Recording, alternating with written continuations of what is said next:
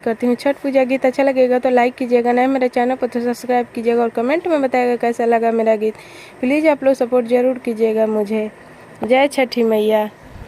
भोरे भोरे सूरज के दुआरिया करे सब लोग पुकार, करे सब लोग पुकार।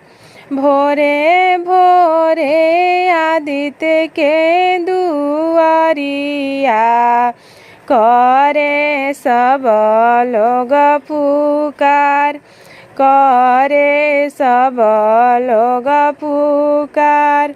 जागी जागी जागी ये सूरज मल, काहे सुते चादर तान, काहे सुते चादर तान।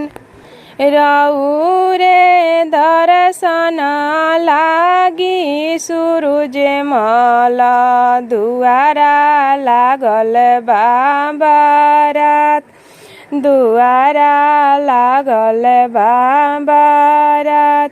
फल फूल लेई कलश सुपावा, परबैतिन जल बीचे खार, परबैतिन जल बीचे खार। रौरी दुआरी बाजेला बाजनामा, उठी भैले भोर बिहान, उठी भैले बिहान। उठी देवा दिही दरसनामा, भैले अरगिया के बेर, भैले दण्डवतिया के बेर। परबैतिन बचन सुनि सूरज मल, कैले सगरो अंजोर। परबैतिन बचन सुनि सूरज मल, कैले सगरो अंजोर, कैले सगरो अंजोर। परबैतिन के लिहि नायरगिया,